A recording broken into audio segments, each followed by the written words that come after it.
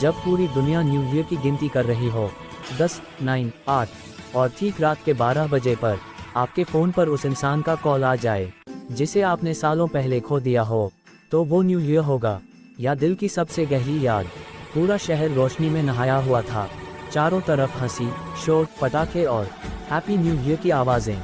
लेकिन मेरा कमरा आज भी उतना ही खामोश था जितना पापा के जाने के बाद हो गया था। टीवी पर उल्टी गिनती चल रही थी, मैं मोबाइल हाथ में लिए खिड़की के पास खड़ा था। 10, 9, 8 3 साल पहले इसी वक्त पापा ने कहा था, हर नया साल कुछ न कुछ सिखा जाता है बेटा। 3, 2, 1 हैप्पी न्यू ईयर। बाहर आतिशबाजी फूट पड़ी, लेकिन उसी पल फोन बज उठा। मैंने अनजाने में स्क्रीन देखी और पूरा शरीर सुनना पड़ गया।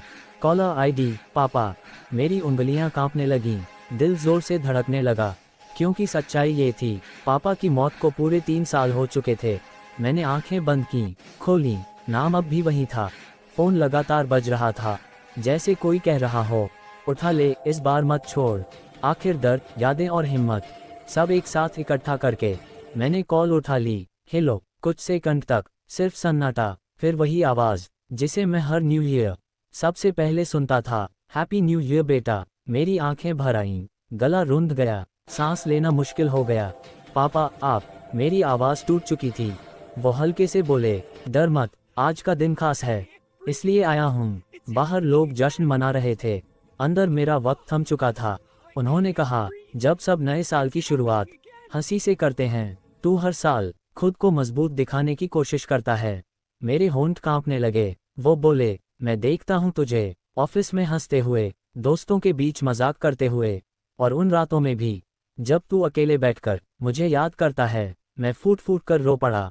पापा बहुत याद आते हो, बस यही कह पाया। कुछ पल चुप्पी रही, फिर उनकी आवाज़ और भी नर्म हो गई। मैं बस ये जानना चाहता था, इस नए साल में तू सच में खुश है या नहीं। मेरी आवाज़ कांप रही थी। पूरी तरह नहीं पापा, लेकिन कोशिश कर रहा हूँ। आपने सिखाया है हार न मानना। वो हल्के से मुस्कुराए, जैसे मेरी बात समझ गए हों। बस यही सुनना था, अब ये साल तुझे वो सब देगा जो तू किसी से नहीं मांगता। मैं कुछ और कहना चाहता था, लेकिन कॉल कट। मैंने घबरा कर स्क्रीन देखी, नो कॉल हिस्ट्री। बाहर लोग एक दूसरे को गले लगा रहे थे, पटाखों की रोशनी आसमान में थी, और मैं समझ गया, कुछ नए साल घड़ी की सुई से नहीं, पापा की दुआ से शुरू होते हैं। अब प्रश्न आपसे, अगर न्यू ईयर की पहली कॉल आपके उस अपने की हो जो अब इस दुनिया में नहीं है, तो क्या आप उससे सच कह पाएंगे कि आप खुश हैं?